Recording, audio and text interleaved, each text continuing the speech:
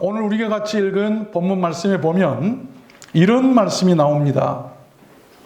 예루살렘에 큰 희락이 있었으니 이스라엘 왕 다윗의 아들 솔로몬 때로부터 이러한 희락이 예루살렘에 없었더라. 유다 왕 히스기야 때 있었던 일인데, 이 큰 희락이라고 하는 것은 great joy, 아주 큰 기쁨이나 즐거움을 말합니다. 세상에 희락보다 더 좋은 복은 없는 것 같아요. 저도 좀 인생을 살아보니까요, 그 무엇도 아무리 맛있는 것 좋은 건 집어도 금방 잊혀지지만 희락하는 기쁜 그 순간만큼 좋은 때는 없는 것 같아요. 인류 최고로 부귀영화를 누렸던 그 솔로몬 왕은 전도서에서 인생에 대해서 이렇게 논하죠. 사람이 먹고 마시며 수고하는 것 가운데 심령으로 낙을 누리게 하는 것보다 나은 것이 없나니, 또 사람이 사는 동안에 기뻐하는 것보다 나은 것이 없는 줄 내가 알았고, 그러므로 내 소견에는 사람이 자기 일에 기뻐하는 것보다 나은 것이 없도다. 솔로몬의 위대한 인생 고백입니다. 로마서 14장에도 보면 하나님의 나라는 오직 성령 안에서 의와 평강과 희락이라. 희락을 하나님의 나라라고 말씀하고 있어요. 하나님의 나라는 희락이라고 하는 것입니다. 또 갈라디아서 5장에 보면 오직 성령의 열매는 사랑과 희락과 화평과 오래 참음과 자비와 양선과 충성과 온유와 절제니, 성령의 9가지 열매 중에 사랑 다음에 두 번째로 나오는 은사가 바로 희락이에요. 사랑이 이 세상에서 제일이라고 말씀하셨고, 그 두 번째가 뭔고 하니 희락이라고 한 말씀이 아십시오. 희락처럼 우리들 인생에 유익을 주고 힘이 나게 하는 것도 없을 것입니다. 희락은 우리들 인생에 살아갈 의욕을 주고 건강하게 하고 삶의 동기를 부여합니다. 그러한 희락의 비결이 무엇일까요? 저는 오늘 말씀을 받들어서 그 비결을 여러분들께 증거해 드리려고 하는 것입니다. 아십시오. 모든 일에는 원인 없는 결과가 없습니다. 슬픔에도 원인이 있듯이 큰 희락에도 반드시 원인이 있습니다. 우리들은 모두 그러한 희락의 비결을 알아서 영혼도 살고, 또한 삶의 즐거움이나 건강도 모두 회복되고, 믿음도 회복되고, 우울증도 떨쳐버리고 모두 주 안에서 행복해졌으면 좋겠습니다. 그러면 그 희락의 비결이 무엇일까요? 첫 번째는 이 phrase, 이 찬양하는 것이죠. 오늘 21절에 예루살렘에 모인 이스라엘 자손이 크게 즐거워하며 7일 동안 무교조를 지켰고, 레위 사람들과 제사장들은 날마다 여호와를 칭송하며 큰 소리 나는 악기를 울려 여호와를 찬양하였으며, 날마다 여호와를 칭송하고 찬양했다. 그렇습니다. 히스기야 왕은 나라의 모든 레위인들과 제사장들을 한 곳으로 모이게 했고, 하늘의 하나님께 찬양하도록 했어요. 매일 찬양하도록 했어요. 그 찬양의 결과가 놀라웠지 않습니까? 예루살렘에 큰 희락이 있게 했고, 기도가 응답되게 했던 것을 볼 수가 있어요. 19절 본문 보면 여호와께서 히스기야의 기도를 들으시고 백성을 고쳤더라.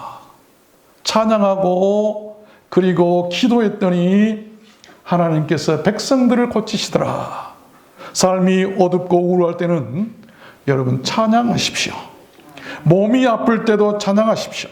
찬양이 악신을 물리치고 적군도 물리치고 영원히 살게 했던 것을 우리는 성경에서 얼마든지 찾아볼 수 있어요. 찬양이 희락을 만드는 것이고, 희락이 바로 아픈 심령이나 생의 병들을 치유한다는 것입니다. 야고보서 5장에 보니까 너희 중에 고난당한 자가 있느냐 저는 기도할 것이요 즐거워하는 자가 있느냐 저는 찬송할지니라. 우리 인생의 모든 삶 가운데 가장 필요한 것 두 가지를 말씀하라고 한다면 기도와 찬양이라는 것입니다. 에레미야 11장에도 보니까 여호와여 주는 나의 찬송이오니 나를 고치소서 그리하시면 내가 낫겠나이다. 에레미야가 뭐라고 고백합니까? 하나님은 나의 찬송입니다. 내가 찬송하오니 나를 고치시십시오. 그러면 내가 나을 것 같습니다. 아플 때, 마음이 아플 때 찬송하세요. 그들이 와서 시온의 높은 곳에서 찬송하며 그 심령은 물된 동산 같겠고 다시는 근심이 없으리로다. 슬픈 마음에 찬양하게 되면 그 심령이 물된 동산으로 바꿔지고 근심이 사라지게 된다는 것입니다. 요엘서 2장에 보니까 너희 하나님 여호와를 찬송할 것이라 내 백성이 영영이 수치를 당치 아니하리로다. 찬송하는 사람은 영영이 수치를 당치 않도록 책임져 주시겠다고 하는 거예요. 또 이사야 61장에 보면 무릇 시온에서 슬퍼하는 자에게 화관을 주어 그 죄를 대신하며 신학의 기쁨으로 그 죄를 대신하며 찬송의 옷으로 그 근심을 대신하시고 찬송으로 옷을 딱 입혀가지고 죄 묻은 몸을 가려주시고 슬퍼하는 자에게 기쁨을 주시겠다고 하는 말씀입니다. 우리를 기쁘게 하고 희락하게 하는 것은 여러분 찬송이에요.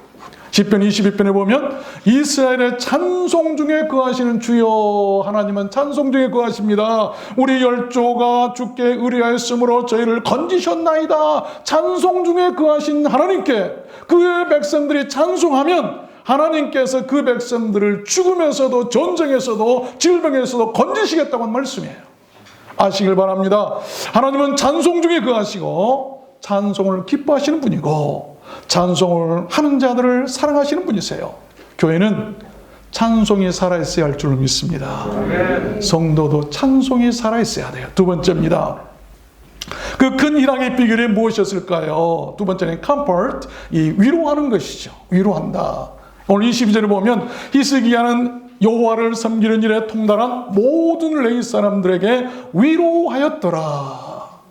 위로한다는 말은 무엇을 인정해주고 또 올바르게 평가해주고 그 진가를 알아주고 그를 이해해주고 칭찬하고 호의적인 평을 한다라고 하는 그런 말이에요. 그렇습니다. 히스기야 왕은 주의 일을 하는 레위 사람들을 모아놓고 그들을 인정해 주었어요. 그들의 노고와 수고를 칭찬해서 위로했습니다. 그 결과 예루살렘에 큰 희락이 있었더라라고 하는 말씀이에요. 서로 헐뜯으면 여러분 자멸해요.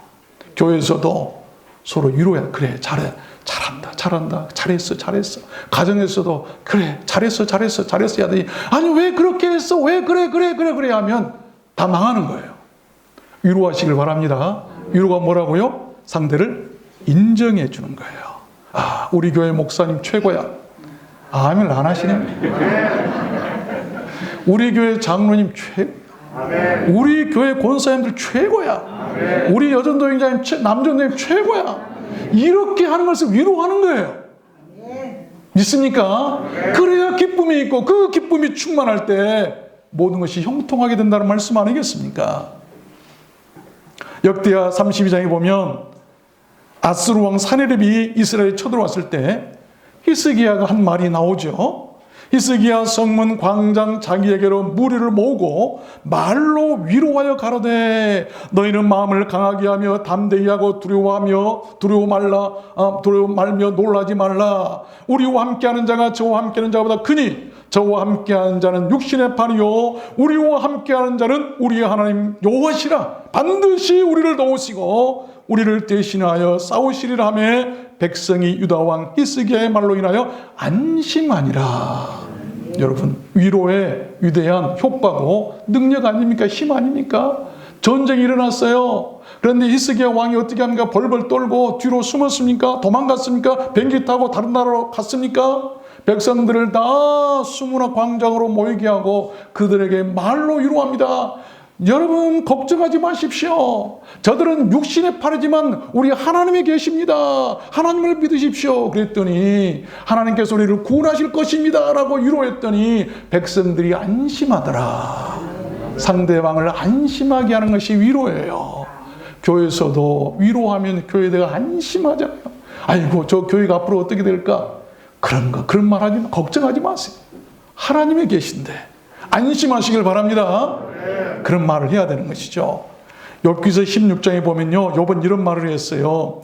입술의 위로로 너희의 근심을 풀었으리라. 위로가 근심도 풀어지게 한다. 얼마나 좋은 말씀.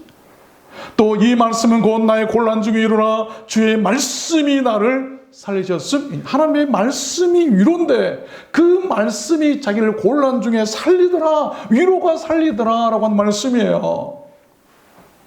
이사야 49장에도 보면 하늘이여 노래하라, 땅이여 기뻐하라, 산들이여 즐거이 노래하라. 여호와가 그 백성을 위로하였은즉 그 광야로 에덴 같고 그 사막으로 여호와의 동산 같게 하였나니 그 가운데 기뻐함과 즐거움과 감사함과 찬송하는 소리가 있으리라. 너희가 젖을 빠는 것 같이 그 위로하는 품에서 만족하겠고 젖을 넉넉히 빤 것 같이 그 영광의 풍성함을 인하여 즐거워하리라. 어미가 자식을 위로함 같이 내가 너희를 위로할 것이라.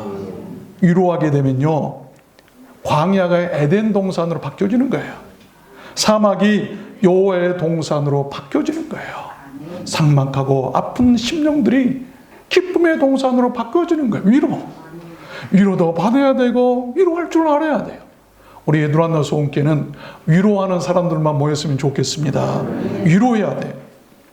마태복음에서 예수님께서 이런 말씀하셨죠. 애통하는 자는 복이 있나니 저희가 위로를 받을 것이며.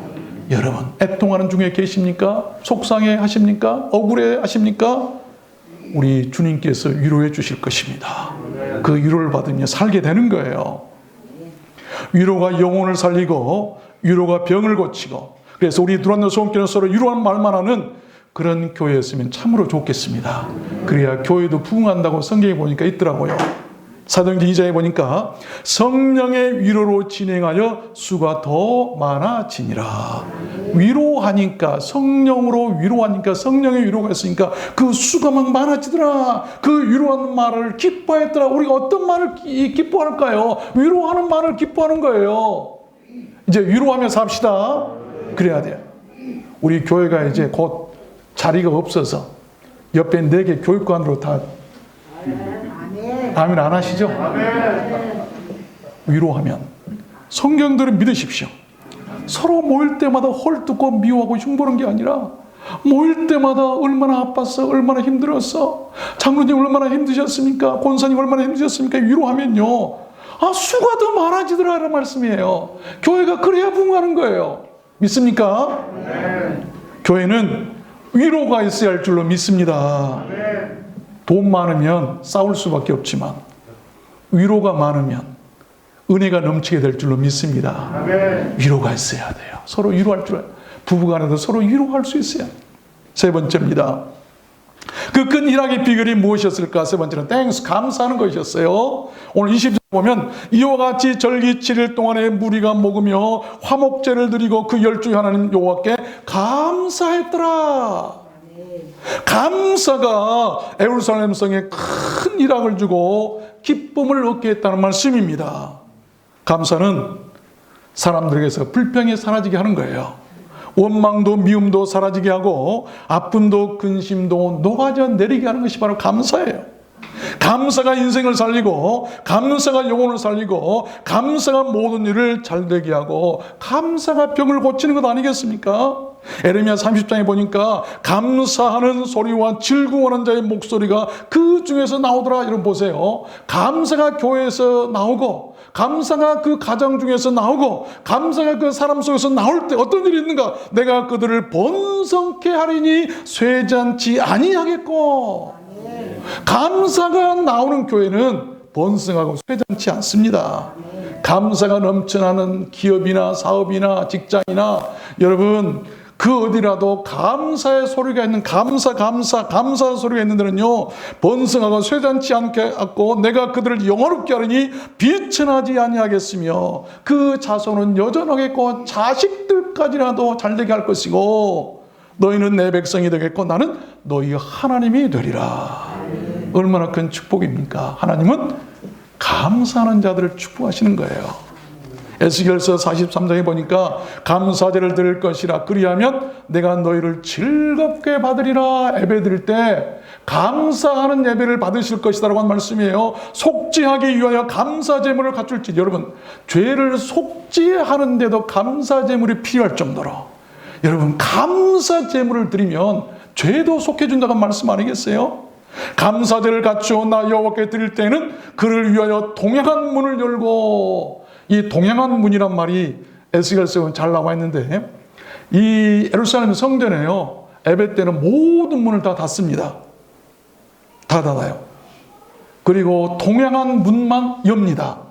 그 동행한 문은 어떤 문이냐면 동쪽, 하나님께서 들어오신 문을 상징해요. 그렇죠? 세상 문은 다 닫히지만, 그런데 하나님이 들어오신 그 문을, 동행한 문을 어느 때 열어주신다고요? 감사제를 드릴 때, 감사 예배를 드릴 때 그렇게 하시겠다. 감사를 하나님이 이렇게 좋아하시는 거예요. 범사에 감사하라. 이는 너희를 향하신 하나님의 뜻이니라. 다니엘서 6장에 보면 다니엘 얘기가 나오죠.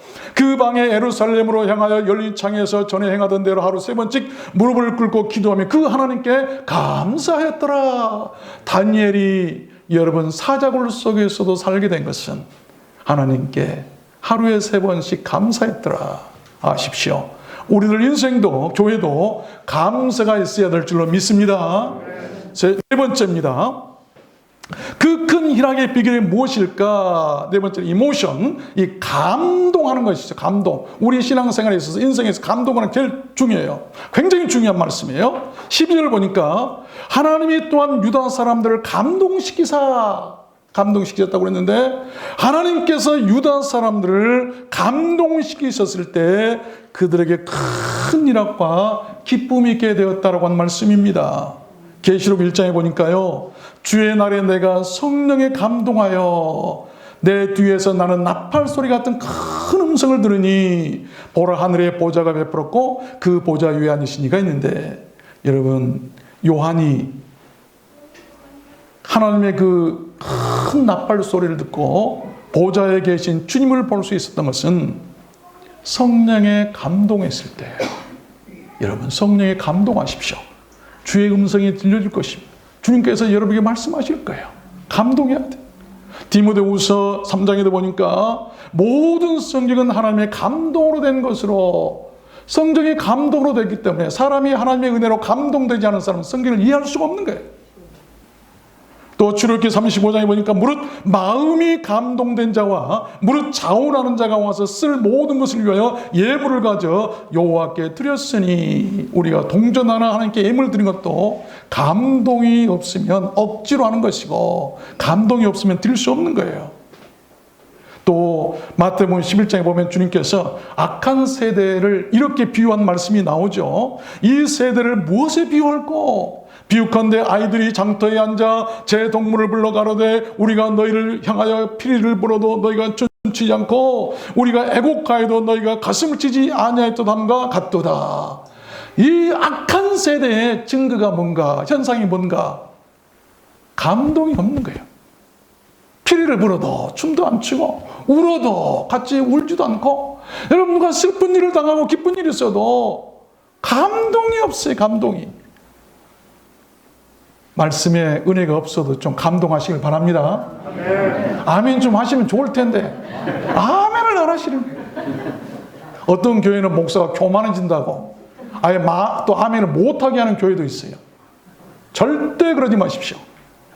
여러분, 아멘 하십시오. 아멘이 뭔 줄 아십니까? 그대로 될 것이라고 하는 말씀. 내가 아멘하면 그대로 될 줄로 믿습니다. 그러는 거예요. 얼마나. 그래서 아멘하게 하나님께 영광 돌리라고 했는데 아멘이 없어요. 우리 교회는 아멘이 넘치나 참 감사합니다. 그래도 아멘 안 하시죠? 로마서 12장 말씀해 보니까요, 즐거워하는 자들로 함께 즐거워하고 우는 자들로 함께 울라. 이 무슨 말씀이죠? 감동하라는 말씀. 우는 사람과 같이 울어주는 감동, 또 즐거워하는 자와 같이 즐거워해주는 감동. 아십시오. 교회는 감동이 있어야 합니다. 그래야 은혜로울 줄로 믿습니다. 마지막 5번째입니다. 그 큰 희락의 비결이 무엇인가? 블레싱, 축복하는 것이다. 27절 말씀해 보니까 그때의 제사장들과 레위 사람들이 일어나서 백성을 위하여 축복하였으니 축복이 있었어요. 그렇습니다. 예루살렘에 큰 일하기 있게 된 동기는 제사장들과 레위 사람들이 일어나서 백성들에게 축복할 때였어요. 하나님께서는 하늘에서 우리 인생의 모든 소리를 듣고 계세요. 우리의 신음소리까지도 듣고 계세요. 침상에 사는 말까지도 듣고 계십니다. 그런데 하나님은 어떤 소리를 듣고 기뻐하실까요?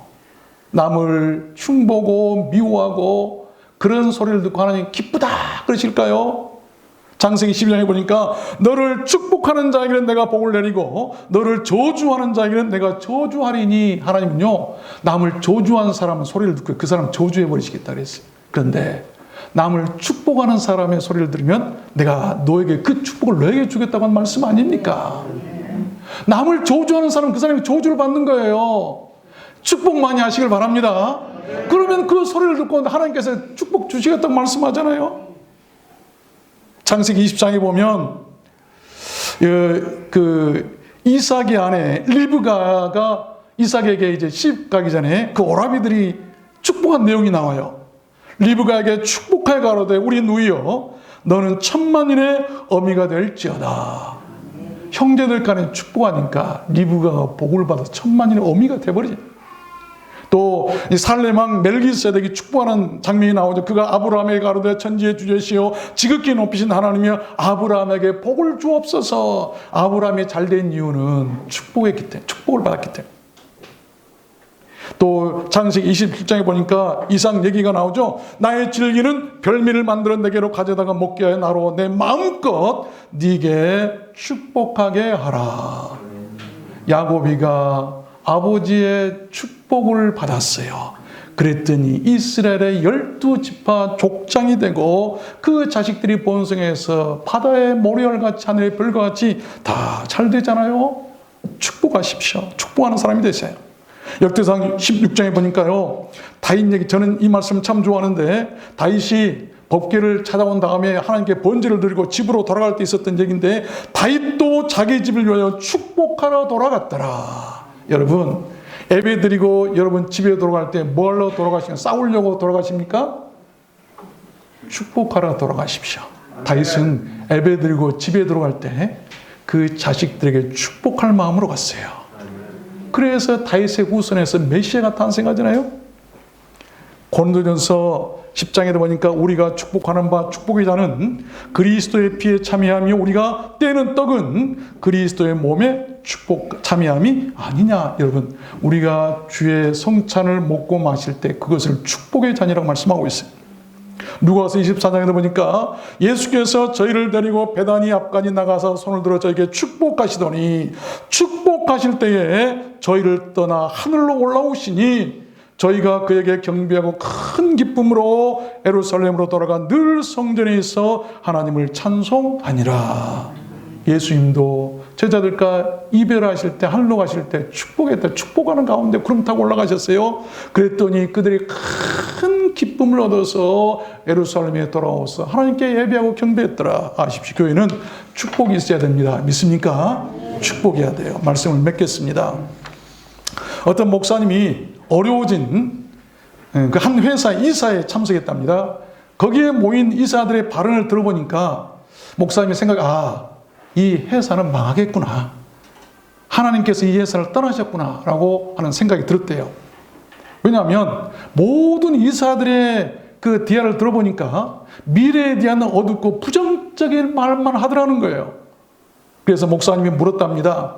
여기 모인 여러분, 최근에 여러분이 읽은 책이 무엇입니까? 그랬더니 이사들이 한결같이 나는 무슨 잡지를 읽었습니다. 무슨 신문을 읽었습니다. 무슨 소설을 읽었습니다. 그때 목사님이 이런 말씀을 하셨답니다. 여러분들은 어두운 일만 전하는 잘못된 책만 읽고 있습니다. 우리들은 마음속에 항상 기쁨과 긍정적인 잘 되는 생각을 불어넣어주는 책은 오직 성경뿐입니다. 이제부터는 성경을 읽으십시오. 회사가 다시 살아날 것입니다. 그러십시오. 여러분 될 수 있으면 요즘에 뉴스 같은 것 조금 덜 보시고 대신 성경을 읽으십시오. 뉴스 보기가 민망하고 이런 세상에 살아있다는 것이 얼마나 괴롭고 힘든 줄 몰라요. 성경을 읽으시길 바랍니다. 그래야 희망이 생기는 거예요. 오늘날 수많은 사람들이 심장병이나 고혈압이나 당뇨 같은 온갖 성인병을 앓고 스트레스로 인한 각종 질병과 여러 가지 그런 질병들에 시달리고 있는 것을 볼 수가 있어요. 그러한 대부분의 병들은 기쁨을 잃고 과로와 스트레스에 시달리는 사람들에게서 생긴답니다. 그러한 모든 질병의 궁극적 예방약이나 치료약은 바로 큰 기쁨이나 희락이라는 것입니다. 믿으십시오. 염려와 근심이 생길 때는 주님께 나와서 기도를 통해서 다 털어버리고 우리의 심령을 찬송을 통해 주님의 평안과 희락으로 충만하게 채우시기를 바랍니다. 그것이 바로 영혼이 살아날 수 있는 길이고 삶이 활력을 얻는 최고의 삶의 비결인 것입니다. 골치 아프고 복잡한 데는 가지 마십시오. 싸우고 다툰 데는 될 수 있으면 가지 마십시오. 그런 소리도 듣지도 마십시오. 비록 초라하고 작고 가난해도 마음에 평안을 주고 기쁨을 주고 희락을 주는 곳에 가시기를 바랍니다.